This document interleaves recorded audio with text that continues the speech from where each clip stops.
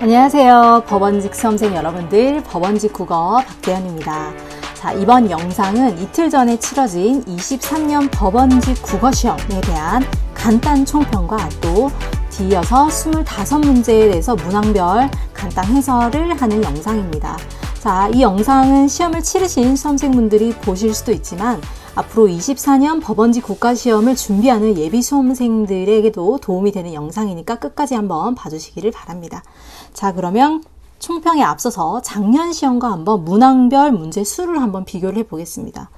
자, 22년 시험과 비교를 해봤을 때 비문학 독해 같은 경우에는 작년과 똑같이 2개의 지문이 출제가 됐습니다. 그리고 문제 수도 비슷하게 출제가 됐죠. 자, 그 다음 이제 문학과 문법의 문제 수에 또 큰 이변이 일어났습니다. 사실은 작년에 문법이 10문제가 나오면서 많은 수험생들을 좀 당황하게 했었는데 올해는 예년의 법원직 시험으로 오히려 돌아왔습니다. 문학에서 16문제, 즉 문학이 가장 많은 문제 수의 비중을 차지하고 그 다음에 이제 문법은 3문제가 나왔습니다. 자, 법원직 시험은 이렇듯이 문항수에 늘 이렇게 이변이 있을 수 있다, 변화가 있을 수 있다라는 것을 꼭 알고 계셔야 됩니다. 자, 그 다음에는 25문제를 문항별로 문제 유형이나 어떤 난이도를 구별해 보았는데 이 자료는 여러분들이 김동진 법원팀 카페에 가입을 하시면 자세하게 또 해설을 보실 수가 있습니다. 자, 그러면 총평으로 넘어가자면은 이번 시험에서 나온 출제된 비문학 글은 여러분 어떠셨어요?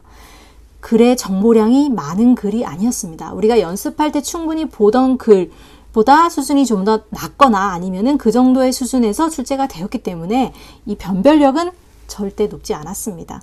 그래서 비문학에서는 변별이 크게 되진 않았을 것이다 라는 게 총평이고요. 다음에는 현대문학. 현대문학은 소설 하나, 그 다음에 현대시 3편 총 4작품이 출제가 되었습니다. 자, 그런데 제가 낯선 시가 나오면 늘 상황이 구체적인 그런 시들이 나와서 여러분들이 술술 잘 읽히는 그런 시들이 나올 것이다. 독해가 너무 어려워서 여러분들이 접근하기 어려운 문학작품이 나오는 게 아닙니다 라고 말씀을 드린 적이 있죠. 이번 시험에도 여러분들이 낯설게 다가올 수도 있었지만 작품 독해에는 오히려 쉬운 그런 작품들이 나왔어요. 자, 그래서 크게 변별이 되는 문제들은 없었다. 자, 고전문학은 고전 시가에서 총 4편이 출제가 되었고 그 다음에 고전 산문 중에 수필, 즉 글쓴이의 경험담이 들어간 수필글 수호제기 한 편이 나와서 총 5문학의 작품이 나왔습니다. 자, 그런데 고전 시가를 잘 한번 보셔야 됩니다. 고전 시가는 이 특정 갈래에 해당하는 글 작품만 나오는 게 아니라 이 시대별 대표, 고대가요, 고려가요, 시조 이렇게 갈래별로 대표 작품들이 나왔다라는 겁니다. 그리고 나서 출제자는 글의 형식상 특징을 물었죠. 자, 우린 충분히 연습을 했고 제가 마무리 특강 때도 고전 시가의 형식상 특징은 여러분들의 지식형 문제이기 때문에 꼭 알고 들어가셔야 됩니다라고 정리를 해드렸죠. 자, 그대로 출제가 됐습니다. 그래서 고대가요, 고려가요, 시조 2편에서 총 4작품이 출제가 되었고 고전 산물은 이제 수필이 출제가 되었는데 수호제기는 여러분들이 학창시절에 한번 읽어봤을 수도 있고 그렇지 않더라고 하더라도 수필은 쉽게 읽히는 글이기 때문에 여러분들이 어렵지 않을 겁니다 라고 제가 늘 말씀을 드렸죠. 수필이 출제가 됐습니다.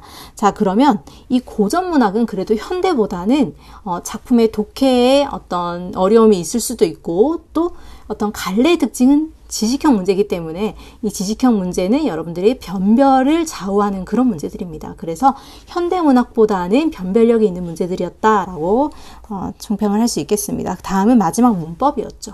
자, 문법은 3문제가 나왔습니다. 제가 작년에 문장론에서 거의 출제가 됐기 때문에 올해는 형태론, 파생어 혹은 접사 혹은 문장 표현 측면을 많이 보고 들어가자고 말씀을 드렸고 출제도 상당히 많이 했었습니다. 한데 이번에 형태론 즉 접사의 종류와 기능을 묻는 문제가 그대로 나왔고 그 다음에 높임 표현 우리가 지겹도록 연습한 객체 높임이 또 출제가 되었고 중세국어 특징은 중세국어는 범위가 아주 적은 범위다라고 제가 늘 말씀을 드리고 같은 내용을 많이 반복해서 출제를 해드렸죠. 그래서 중세국어도 여러분들이 어렵지 않게 푸셨을 거라고 저는 생각을 합니다. 하지만은 역시 문법은 변별력을 좌우하는 그런 영역이라고 늘 말씀을 드렸죠. 그래서 100% 지식형 문제이기 때문에 가장 변별력이 높은 문제들이 아마 이 문법 3문제와 고전 시가의 갈래상 특징을 묻는 문제가 아니었나라는 생각을 합니다. 자, 정리를 하자면은 고전 시가 그리고 문법 영역에서만 변별력이 있던 시험이었고 이 두 영역의 학습 정도의 차이에 따라 수험생들의 점수 격차, 국어시험의 점수 격차가 예상되는 게 바로 23년 법원직 국어시험이었습니다. 자, 총평은 여기까지 하고 문제 분석 바로 해보겠습니다. 자, 1번부터 풀이를 해보겠습니다. 첫 번째 페이지에는 비문학 지문, 우리 연습할 때 늘 첫 번째가 비문학 지문이었죠. 비문학 지문이 나오고 그 다음에 문제는 세 문제가 같이 나왔습니다. 문제 유형부터 보자면 첫 번째는 기억, 밑줄 친 내용을 가지고 발생할 이것으로 인해 생기는 결과 중에 사회적 문제를 찾으시오라는 거였습니다. 그래서 밑줄 친 부분을 근거로 답을 찾으라고 했으니까 답의 근거는 바로 밑줄 친 내용의 근처에 답이 있을 것이다 라고 제가 늘 말씀을 드리죠. 자, 다음에 2번, 3번은 내용과 관련된 문제였습니다. 보통 비문학에서는 우리 내용 전개 방식, 즉 글을 설명하는 방식, 표현상 특징을 묻는 문제가 한 문제 나왔다면 이번에는 내용과 관련된 문제가 두 문제 나왔다라는 게 좀 특징이겠죠. 자, 글을 전체적으로 한번 요약을 해보자면 첫 번째 문단에서는 어떤 사회적인 현상, 탈진실화라는 어떤 현상이 일어나면서 무엇을 관련해 설명하고 있을까요? 바로 가짜뉴스라는 것이 바로 이 탈진실화를 증명하는 것이다 라고 해서 이런 논란거리에 대한 화제를 꺼내고 있습니다. 자, 그 다음 문장에서는 이 가짜뉴스의 정의와 범위가 지금 여러 갈래로 나뉘기 때문에 혼란스럽다. 그래서 전문가들은 지적을 하고 있다. 그래서 어떤 필요성을 제시하고 이 전문가 집단에서 발표한 이 가짜뉴스의 정의를 설명하고 있는 게 바로 다음 문단이죠.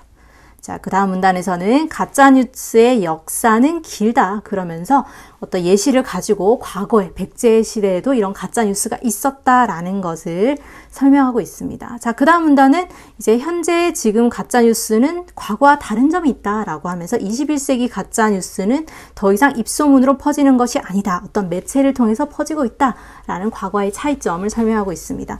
마지막으로 이런 가짜뉴스를 생산하는 근본적인 이유는 돈이라고 밝히고 있고요.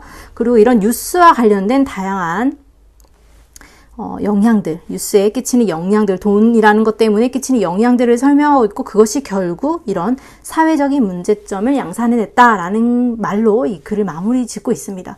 자, 그러면 사회적 뉴스에서는 극단주의를 초래한다, 사회 구성원들의 통합을 방해하고 극단주의를 초래한다, 이것과 관련된 키워드가 들어가 있는 선지를 골라야겠죠. 그래서 바로 1번의 답은 3번이라는 것을 빠르게 찾을 수 있었습니다.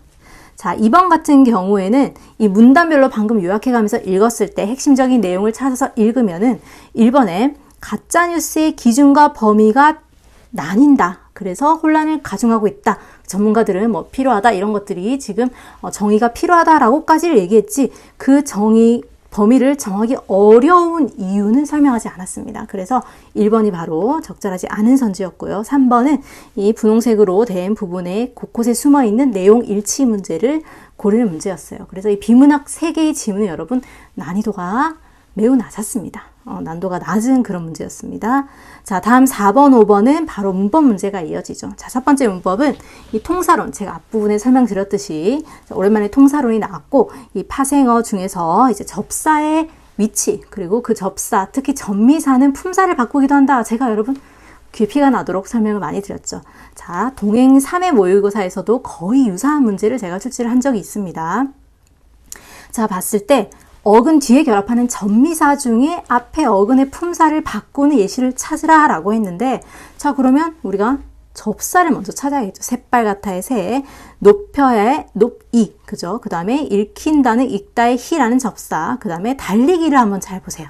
우리 달리기랑 읽음, 우리 명사형 어미랑 명사 파생 전미사, 이거 분석을 많이 했었죠, 여러분. 자, 천천히 달리다, 얘는 명사형 어미예요. 그래서 4번을 고르셨으면 여러분 안 됩니다. 자, 어미는 품사를 바꿀 수가 없다라고 말씀드렸죠. 자, 그럼 여기서 지금 품사를 바꾸는 거는 높다라는 형용사가 높이다라고 해서 사동사로 바뀌었죠. 무엇 때문에? 사동 전미사 때문입니다. 그래서 2번이 바로 답이었어요. 여러분, 이거는 학습이 되어 있지 않으면은 찾기가 좀 어려웠을 수도 있습니다. 그래서 난이도를 중상 정도로 한번 설정을 해볼게요. 자, 다음 5번 문제는 또 우리가 많이 연습했던 반가운 출제 요소죠. 바로 높임 표현입니다. 높임 표현은 제가 모의고사에서 아주 여러 번 문장 표현 쪽에서 나올 때가 됐다라고 해서 아주 여러 번 출제를 했었습니다. 그중에 객체 높임도 여러분들이 연습을 많이 했죠. 자, 이렇게 높임 표현 쪽에 문제가 나온다면은 우리가 말할 때 대화 상황에서는 어떤 대상을 생략해가면서 말하기 때문에 여러분들에게 혼란을 주기 위해서 출제자들은 대화 상황을 가지고 높임 표현을 물을 것이다 라고 제가 말씀을 드렸죠. 마찬가지로 대화 상황이 나왔습니다. 자, 여기서 객체 높임에 해당하지 않는 것은 매우 쉬웠습니다. 여러분, 할머니를 모시다. 자, 할머니를 모시는 건 할머니를 목적어니까 당연히 문장 안에서 객체가 되겠죠. 그래서 기억도 객체, 할머니께, 자, 깨가 들어가면 다 객체를 높이는 조사죠. 그러니까 객체 높임 맞습니다. 그리고 이런 지금 디귿 같은 경우가 무엇이죠, 여러분? 어떤 대상을 생략하고 어떤 높임 표현을 쓴 거죠. 엄마가 안맛 의자를 사서 할머니께 드린대. 자, 드리는 거는 생략된 부사어 할머니께 드리는 거기 때문에 마찬가지로 객체를 높이는 표현이죠. 마지막에 할머니께서 편찮으시다. 누가 편찮으시다. 자, 의시라는 선어말 어미는 주체를 높이는 표현이죠. 그래서 4번이 바로 적절하지 않은 표현이었습니다. 주체 높임이었죠. 자, 다음은 소설 문제 한번 보겠습니다. 한 페이지를 다 차지할 만큼 긴 분량의 소설이 나왔고요. 문제 유형을 보자면 첫 번째는 표현상 특징, 늘 나오는 문제들이죠. 여러분들이 선지 내용은 아주 반가운 선지들이 나왔을 겁니다. 다 여러분들이 쉽게 찾을 수 있는 그런 표현상 특징이죠. 자, 7번은 보기를 참고하여. 자, 이런 문제가 읽을 거리는 많지만 가장 쉬운 문제. 여러분 알고 계시죠? 여러분들이 이런 보기 참고해서 작품 감상하는 문제들은 정답률이 매우 높았습니다. 자, 마찬가지로 다 맞추셨을 거라고 생각 들 정도로 아주 쉬운 문제가 나왔어요. 자, 보기의 내용은 작품에 읽기 전에 꼭 먼저 읽어야 되는 문제. 여러분들이 다 그렇게 푸셨을 거라고 생각이 듭니다. 자, 보기에서 작품 나상이라는 것은 이러한 뜻이고 이 소설은 지금 이러이러한 주제의식을 가지고 있다라고 설명하고 있죠. 자, 8번은 여러분들이 아는 작품이라 그래도 자주 틀리는 그런 장면을 섬세하게 읽었는가라는 장면 파악 문제입니다. 자, 그러면 보기를 참고해서 읽었을 때 이 소설은 전쟁이라는 상황 속에서 어떤 사회적인 비판, 이런 비판들을 전달하고 있고 결국 주제는 근원적인 인간의 소중함을 전달하고자 한다. 어떤 인물을 통해서 전달하는지, 순수한 인간 본연의 모습을 간직한 사람이 누군지 여러분들은 앞부분만 봐도 바로 형이라는 걸 알 수 있겠죠. 자, 이 소설에서는 지금 여러분들이 6번 문제를 풀기 위해서는 가에서 나로 넘어가는 내용 구성만 봐도 이게 액자식 구성이라는 걸 알 수 있습니다. 자, 철과 나가 이야기를 하고 있는데 철이 나에게 이런 이야기를 들려주었다라고 해서 지금 새로운 이야기가 등장하고 있죠. 이게 바로 액자식 구성의 특징이다라고 했습니다. 외부 이야기가 있고 또 새로운 그 이야기 안에 이야기가 있는 것은 액자식 구성이죠. 그래서 6번 문제는 답이 아주 빠르게 나오는 그런 문제였습니다. 2번이 바로 정답이죠. 자, 그 다음에 7번의 보기를 가지고 읽었을 때 어떤 특정한 장면에서 인물이 하는 대화나 행동이 이런 보기의 내용과 이렇게 관련을 지을 수 있는지 자연스러운지를 묻는 문제였어요. 그런데 마부분에 형이 동생에게 자신 때문에 피해를 볼까봐 너 어디 가서 형이라고 그러지 마라 라고 우는 장면이 나왔어요. 근데 그 장면을 가지고 3번 선지에 형이라고 굴지 마라 라고 말하는 것은 이 장면은 보기에 있는 내용을 이렇게 연결하면 자연스럽겠구나 하는데 맞는지 볼까요? 구성원을 획일화 하는 사회에 대한 비판적 의식이 아니죠. 동생에게 대한 어떤 애정을 드러내는 그런 대화이기 때문에 전혀 상관이 없는 내용이었습니다. 이것도 답이 비교적 쉽게 나왔습니다. 여러분 3번이에요. 그 다음에 8번의 윗글에 대한 이해로 가장 적절하지 않은 것은 자, 여기서 제가 지금 노란색 글씨로 쳐둔 부분들이 이 특정 장면에서 여러분들이 섬세하게 읽어냈는지. 자, 1번 형은 모두가 긴장한 상황임을 알고 본인도 긴장하여 아무 소리도 내지 못했다. 자, 그런데 앞부분에 나 부분에 바로 답이 나왔어요. 이듬해 38선을 넘어올 때 모두 긴장해서 숨도 제대로 쉬지 못하는 판에 큰 소리로 자, 이렇게 말을 하는 장면. 이 형은 아주 순수한 사람입니다. 어떤 사회의 어떤 눈치가 빠르고 그런 융통성이 있는 사람이 아니었죠. 그래서 모두의 간담을 서늘하게 한 일이 있었다라는 이 형의 대화 때문에 인간의 순수한 모습을 보여주는 것인데 여기서는 이렇게 본인도 긴장해서 아무 소리도 내지 못했다라는 장면 파악이 잘못되어 있는 내용 일치가 바로 1번이 답이었습니다. 자, 그래서 이 소설도 여러분 어렵지 않았어요. 내용도 어렵지 않았고 문제도 아주 쉽게 풀리는 문제들이었기 때문에 변별력은 없었다. 자, 다음은 가실이라는 고려가요와 그 다음에 진달래꽃이라는 현대시. 자, 이 두 개의 작품은 공통점이 있기 때문에 이제 뭐 고등학교 교과서에서도 늘 이렇게 연계해서 본문에 실리고 하는 그런 문제였습니다. 두 작품 다 여러분들이 기본서에 수록되어 있는 아주 쉬운 대표 작품들이었어요. 자, 문제 유형을 보자면 가나의 공통점. 제가 공통점 문제는 한 작품 가지고도 선지를 많이 걸러낼 수 있다라고 설명을 드렸던 문제죠. 그 다음에 10번은 밑줄 친 부분에 대한 뭐 내용을 친 문제, 작품의 감상 문제죠. 그 다음에 11번이 바로 무엇이다? 변별력이 있는 문제였다라는 거예요. 자, 9번 문제 보겠습니다. 가나의 공통점으로 가장 적절한 것은 임과의 재회를 희망하는 화자의 의지. 자, 그러면 임과 다시 만나겠다라는 의지가 드러나는 부분이 있어야겠죠. 자, 어디에만 있다? 가시리에만 있습니다.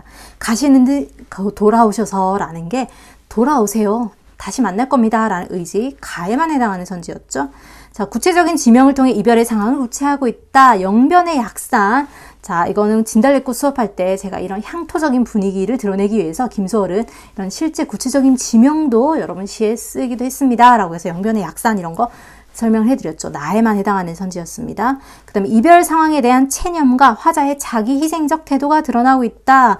자, 지금 이 두 화자의 공통점은 무엇인가? 다 이별의 상황을 받아들이고 있는 거죠. 또 가에서는 님이 서운해할까봐 나는 참고 보내준다. 또 나의 화자는 희생의 아이콘이죠. 우리 진달래꽃 화자는 님이 떠나가는 상황에서도 나는 꽃을 뿌릴 것이다 라고 해서 자기를 희생하겠다라는, 임을 축복해주는 희생하겠다라는 거예요. 자, 그래서 바로 답이 3번입니다. 4번은 이별의 원인을 외부에서 찾음으로써에서부터 틀렸습니다. 그죠? 무엇 때문에 이별한다라는 것은 나타나 있지 않았고 임에 대한 원망 또한 가에서 일부 드러나긴 합니다. 나는 어떻게 살라고 버리고 가십니까? 라는 부분이 드러나지만 앞부분에서 외부에서 찾은 것은 아니었기 때문에 틀린 선지입니다. 자, 10번 같은 경우에는 기억일에 대한 대화로 가장 적절하지 않은 것은, 자, 이것도 난이도 한 중상 정도로 제가 해보겠습니다. 왜냐하면은 이 고전 시간에 여러분들이 독해의 어려움을 좀 느끼기 때문에 수험생들이 이제 준비가 되어 있지 않은 수험생이라면 현대시에 비해서는 난이도가 좀 있었다라는 걸 알 수 있죠. 자, 기억 부분에 선하면 아니올세라, 자, 리을세라, 뭐뭐 할세라, 뭐뭐 할라. 제가 현대에서도 아직 남아있는 종결어미라고 했죠. 뭐 다칠라, 감기 걸릴라. 자, 리을라는 어떤 경계형 어미입니다. 그래서 뭐뭐 할까 두렵다라는 뜻이죠. 자, 기억에서 선하면 아니올세라. 자, 내가 님을 붙잡고 싶지만 서운하면 안 올까 두렵다라는 거예요. 그래서 기억에서는 화자가 임을 떠나보내는 이유가 드러나며 서러움을 절제하는 모습 맞습니다. 자, 이번에 서론님 보내옵나니. 자, 서론이 화자일 수도 있고 또 이 수식하는 문법 그대로 봤을 때는 님이 서러운 걸 수도 있는데 여기서는 주체를 화자로 본다면 서러워하는 나가 되는 거겠죠. 화자가 되는 거겠죠. 그러면 임 역시 이별을 아쉬워하고 있음을 알 수 있다. 자, 이거는 뒤에 해설이 들렸죠. 자, 님이 서럽다라고 본다면은 님이 서러워하는 주체가 되겠지만 여기서는 서러워하는 나를 서럽게 하는 임이라고 했을 때는 자, 화자 역시 이별의 상황을 아쉬워하고 있다라고 해서 답이 2번이 틀린 선지가 되겠죠. 자, 3번에는 진달래꽃은 여러분 그냥 바로 맞는 말이라는 걸 아실 수 있을 겁니다. 임을 향한 변함없는 사랑을 상징하는 소재로 화자의 분신으로도 볼 수 있다. 여러분 거의 뭐 자동적으로 나오는 상징물이 바로 진달래꽃이죠. 리을은 인고의 자세가 드러나는 부분으로 그저 죽어도 안 올 거야 이렇게 슬퍼하는 님을 축복해 주기까지도 하는, 이렇게 사랑하는 임을 지금 떠나보내면서 죽어도 안 올 것이다 라는 거는 반어법의 예시로 늘 나오는 진달래꽃에서 가장 유명한 구절이죠. 죽어도 안 올 거야 라는 것은 인고의 자세가 드러나는 부분으로 이별 상황에 대한 슬픔을 반어적으로 강조. 맞습니다, 여러분. 자, 10번 넘어가 볼게요. 11번을 가보겠습니다. 가나의 형식상의 특징. 자, 1번에 수미상관 제가 매우 반복적으로 설명을 드렸죠. 가는 나와 달리자 차이점입니다. 수미상관의 형식. 자, 처음 연과 마지막 연 혹은 시의 첫 부분과 마지막 부분을 봤을 때 유사하거나 같은 부분이 있으면 수미상관 구조다라고 말씀을 드렸는데 가는 수미상관이 아니고 나가 바로 수미상관 구조죠. 그래서 틀렸습니다. 나는 가와 달리 시어의 반복. 자, 가를 봤을 때 가실이 어때요, 여러분? 자, 시어의 반복 가에도 있습니다. 그러니까 이것도 틀렸다라는 걸 알 수 있습니다. 자, 가와 나 모두 공통점이죠. 전통적인 3-3-2조 3음보. 자, 김서울 3음보 왔잖아요. 그 3번을 고르신 분들도 많이 있을 거라 생각합니다. 하지만 3-3-2조는 제가 조는 글자 수다라고 말씀드렸죠. 가실이 있고 버리고 가실이 있고 이런 식으로 세 글자 두 글자의 호흡으로 노래하는 게 바로 332조예요. 그런데 김소월의 진달래꽃의 삼음보는 나보기가 역겨워 가실 때에는 이라고 해서 7호조 삼음보라고 해야 적절한 말이겠죠. 그래서 이것 또한 가만에 당하는 선지이기 때문에 틀렸다라고 볼 수 있습니다. 자, 그러면 가와 나는 모두 기승전결 4단 구성사 총 4연이고 감정이 점점 심화되다가 마지막에 이렇게 전환되면서 결론을 맺는 이런 게 바로 기승전결이라는 4단 구성이에요. 그런데 가시리도 그렇고 진달래꽃도 그렇다고 볼 수 있습니다. 그래서 답이 바로 4번이었어요, 여러분. 그래서 이런 332조 혹은 수미상관이라는 개념어를 몰랐다면, 문학적 개념어를 몰랐다면은 아마 변별이 될 수 있는 그런 문제였다라고 볼 수 있겠습니다. 자, 다음 현대시 보겠습니다. 현대시는 총 2개의 작품이 본문에 있고, 자, 그 다음에 12번 문제에서는 또 새로운 작품이 하나가 나와서 이 가 본문에 있는 시의 문제 아주 비교를 해보는 그런 문제가 나왔습니다.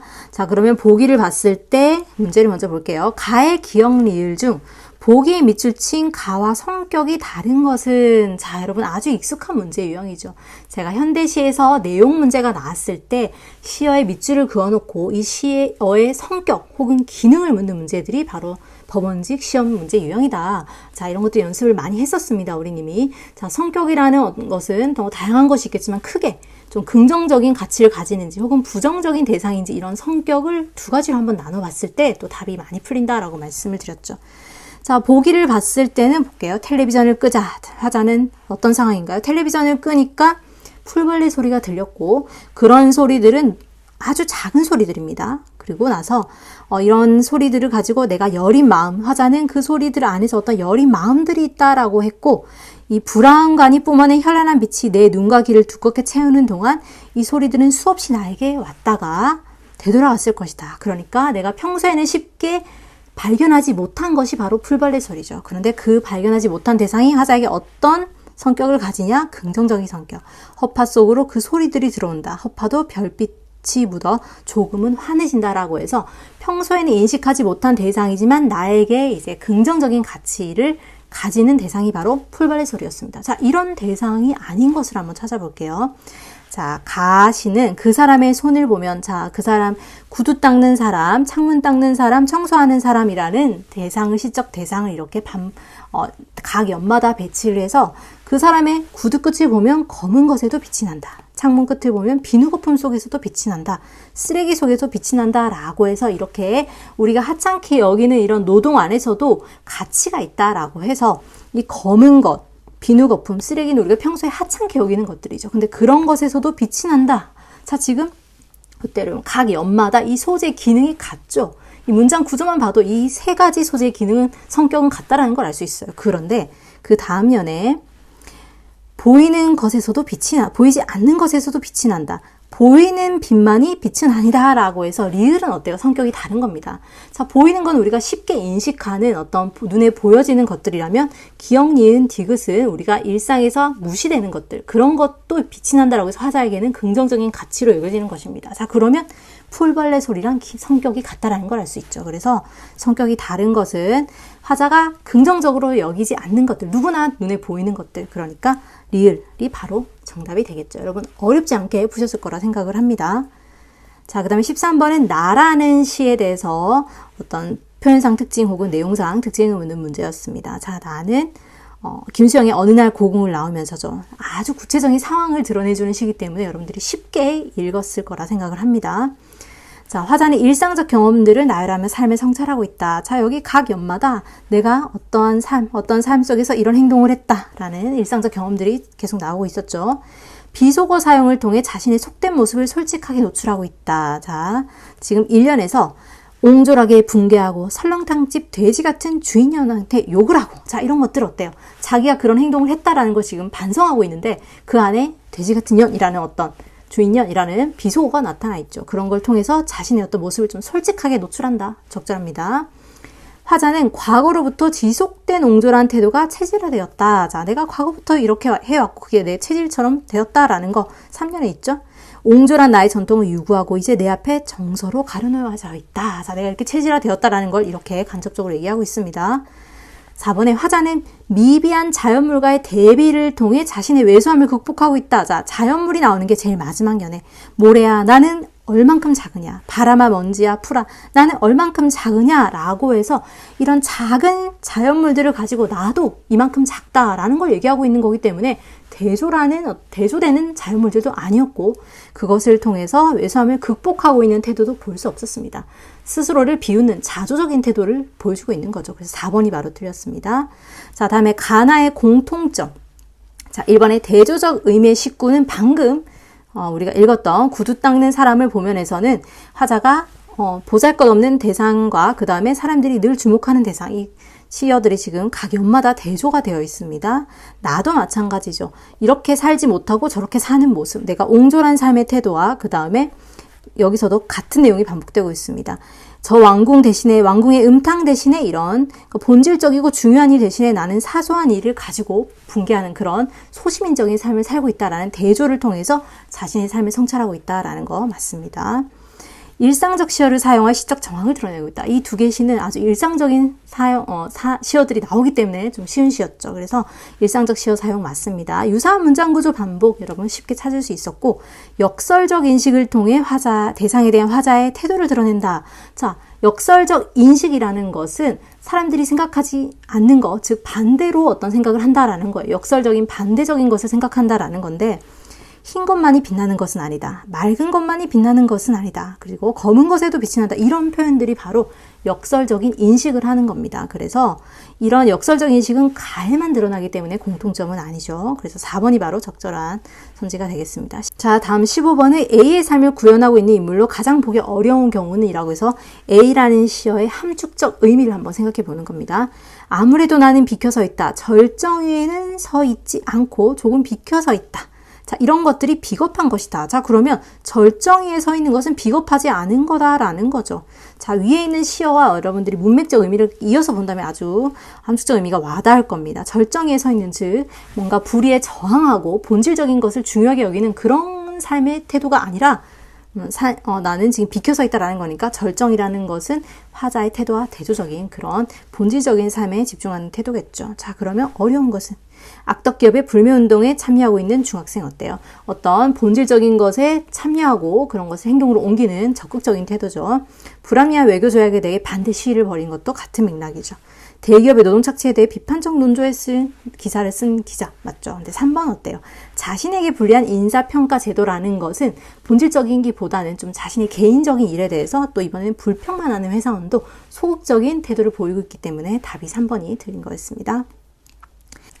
자, 다음 문제는 마지막 문법 문제죠. 중세문법이 나왔습니다. 중세문법은 제가 현대어 풀이랑 관련해서 답의 근거를 찾으면 의외로 답이 쉽게 나온다라고 늘 모의고사 풀이에 제가 꾸준히 연습을 시켜드렸던 문제가 바로 중세문법이었죠. 중세문 범위가 아주 적다라고 말씀드렸고 나왔을 때 선지가 아주 눈에 환하게 알고 있었던 내용들이 선지로 나올 것이다. 이번에도 여러분 마찬가지였죠. 자, 보기 2번이 예시고 보기 1이 바로 우리가 선지에 해당하는 내용들이었다라고 생각을 하시면 돼요. 자, 난이다가 현대어 풀이에 났습니다 라고 해석이 되는 거죠. 1번에 난이다에서 기억을 확인할 수 있겠군. 자, 시제 선어말 없이 과거 시제를 표현한 경우가 있었음. 자, 났습니다에서는 우리가 과거 시제 선어말 어미 이라는 시제 선어말 어미를 가지고 현대는 과거라는 걸 나타냈다면 중세에는 없습니다, 여러분. 그러니까 선어말 어미 없이 이렇게 과거가 되기도 하는군. 맞다라는 걸 알 수 있죠. 현대랑 비교해보는 문제였어요. 그 다음에 출령하샤대라고 봤을 때 니은을 확인할 수 있겠군. 시에서 출령하사대. 그래서 니은을 볼게요. 자, 중세국어 선어말 어미. 자, 높임 표현 제가 아주 강조를 많이 했었죠. 중세에도 주체를 높이는 선어말 어미가 있었는데 현대국어와 다른 형태로 나타나는 샤가 있었다. 이거 꼭 기억을 해두시라라고 했죠. 마찬가지죠. 자, 하시대가 중세에는 샤로도 표현되었다. 그러면 선어말 어미, 그죠? 주체를 높인 선어말 어미가 있었다라는 걸 알 수 있습니다. 자, 다음 3번 선지. B의 니론에서는 디귿을, 브들에서는 리을을 확인할 수 있겠군. 자, 현대어 풀이를 가지고 봐야 되죠.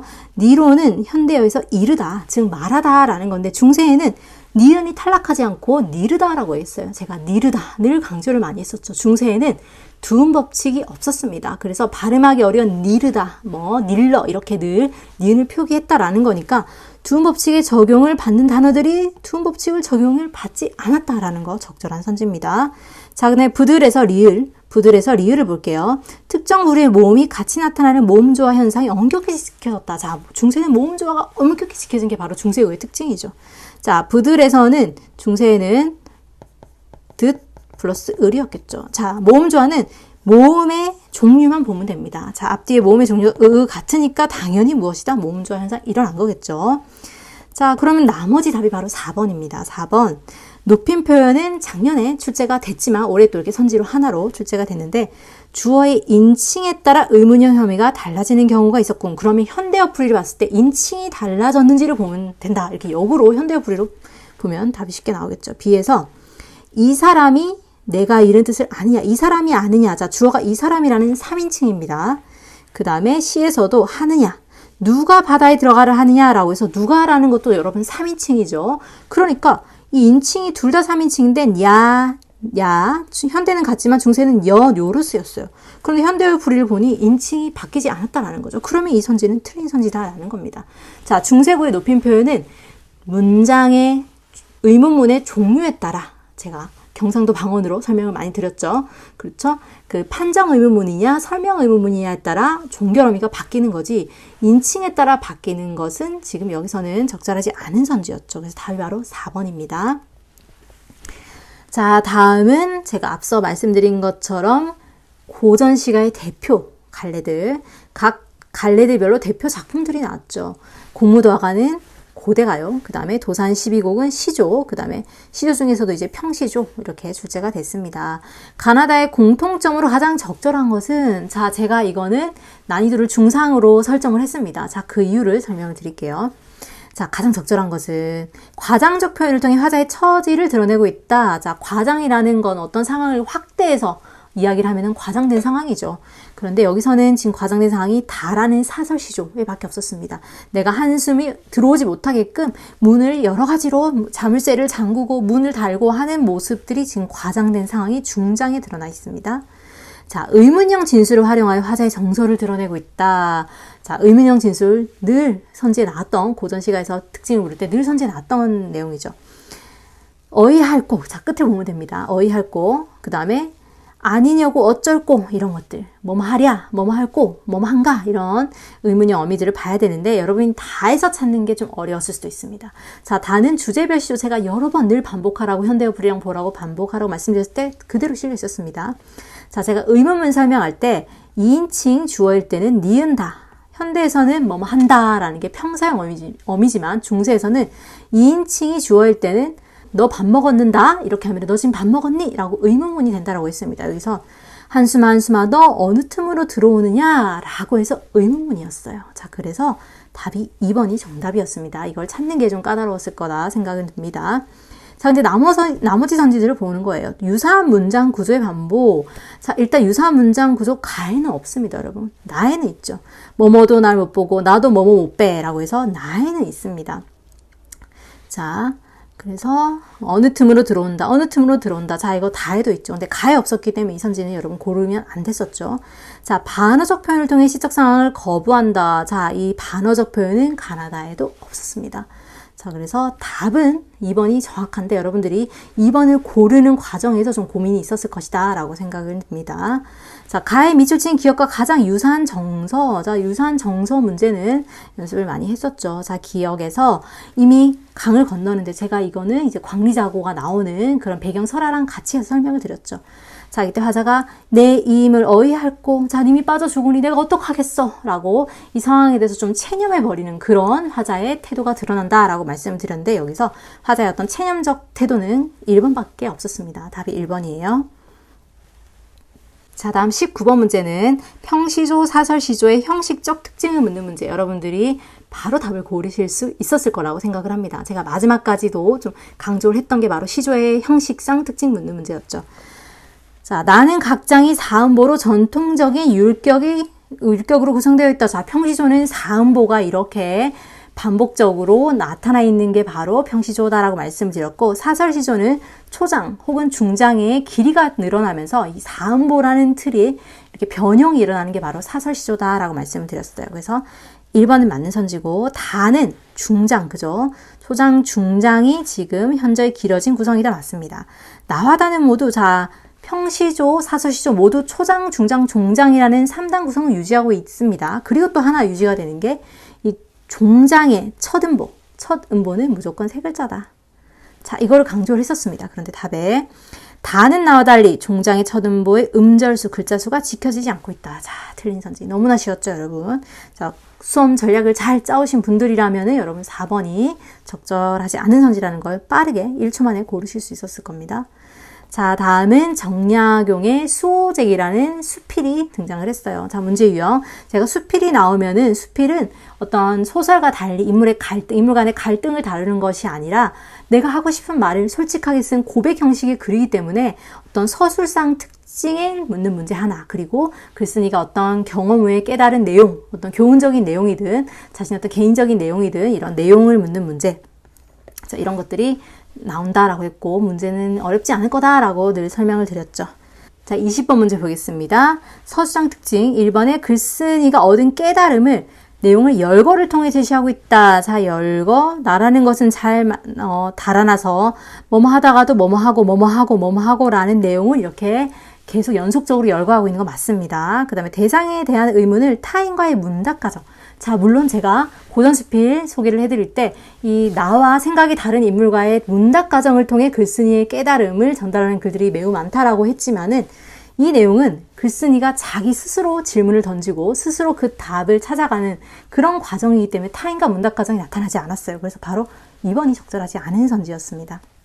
옛성현의 말을 인용하는 것은 마지막에 맹자가 말씀하시길 이런 부분에 나타나 있죠. 그다음에 서두의 대상에 대한 의문을 제시하면서 독자의 흥미.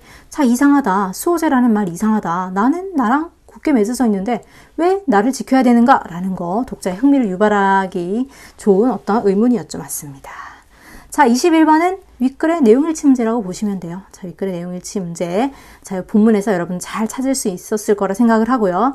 둘째 형님은 나와 마찬가지로 기왕을 왔으나 깨달음을 얻지 못했다라고 했는데, 자, 둘째 형님 또한, 자, 이 부분이죠. 둘째 형님도 나를 잃고 쫓아 남의 지방으로 왔는데 역시 나를 붙잡았다라고 했기 때문에 둘째 형님도 나와 같이 나를 붙잡았다라는 건 즉 깨달음이 있었다라는 거기 때문에 적절하지 않은 선지였어요.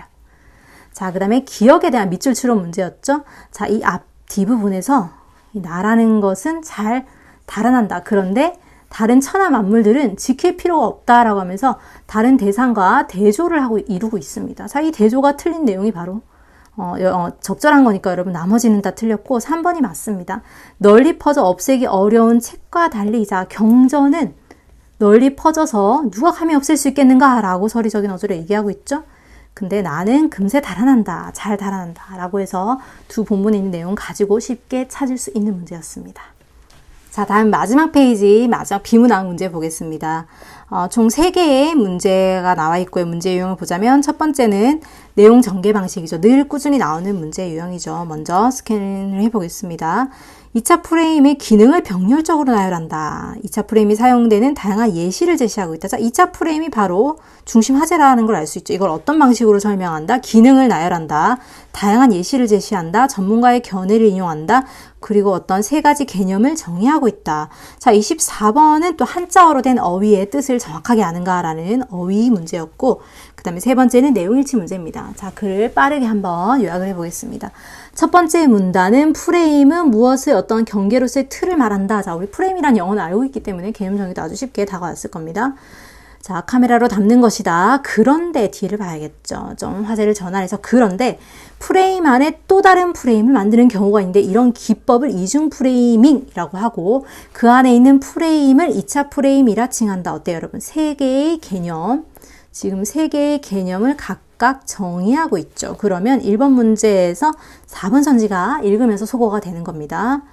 자, 그 다음에 두 번째 문단을 볼게요. 두 번째 문단은 프레임의 일반적인 기능. 자, 기능은 크게 3가지로 구분할 수 있다라고 하면서 먼저 다음으로 마지막으로 해서 첫 번째, 두 번째, 세 번째랑 같은 방식의 어떤 설명 방식이죠. 작년 비문학 첫 번째 기출에도 이렇게 열거되는 특징들을 이제 열거하는 방식의 글이 나왔습니다. 여러분들이 많이 연습했던 글의 유형이죠.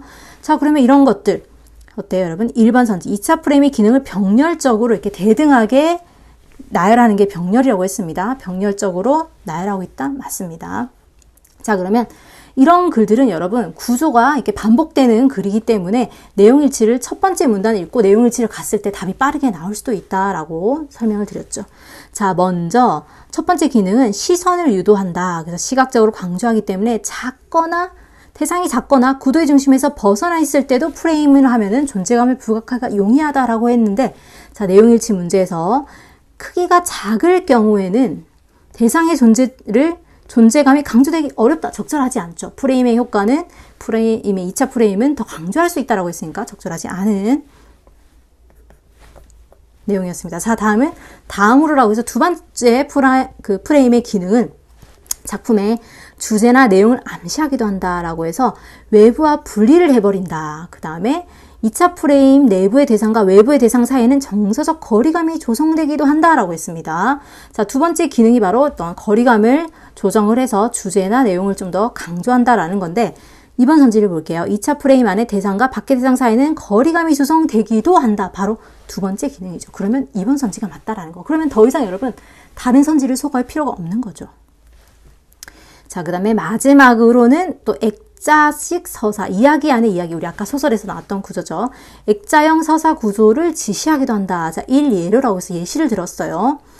자, 그래서 다른 이야기 안에 이야기를 든다라고 했는데, 자, 예시라는 거 2번 선지 맞다라는 겁니다. 자, 그럼 여러분 저절로 소거가 되면서 3번이 답이다라는 걸 알 수 있습니다. 자, 그럼 여러분 24번 남은 문제를 한번 풀어볼게요. 기억 리을의 의미로 가장 적절하지 않은 것은 1번의 1번이 내포한다죠. 내포는 안으로 포함한다. 의미를 안으로, 그죠? 속으로 품는다. 맞습니다. 그 다음에 2번은 유도한다. 시선을 유도한다. 이끈다라는 거니까 이끈다. 맞는 거겠죠. 자, 디귿의 환기, 구속, 소외, 고립 따위를 환기한다. 자, 환기한다라는 거는 어떤 걸 불러일으킨다. 정서를 일으킨다라는 건데, 디귿에서 공기를 바꾼다라는 거는 동음이에요. 그죠? 공기를 환기하자. 주변을 지금 공기가 탁하니까 환기를 하자. 이런 내용이 나왔을 때 환기이기 때문에 3번이 바로 적절하지 않은 답이라는 것을 알 수 있습니다. 자, 이렇게 25문제의 풀이가 끝이 났습니다. 더 자세한 해설이 궁금하시면은 김동진 법원팀 카페에 가입을 하셔서 제가 올려둔 총평과 시험 문제 분석 그리고 해설 풀이까지 올려두었으니 거기 가서 이제 파일을 다운받으시면 되겠습니다. 자, 들어주셔서 감사합니다.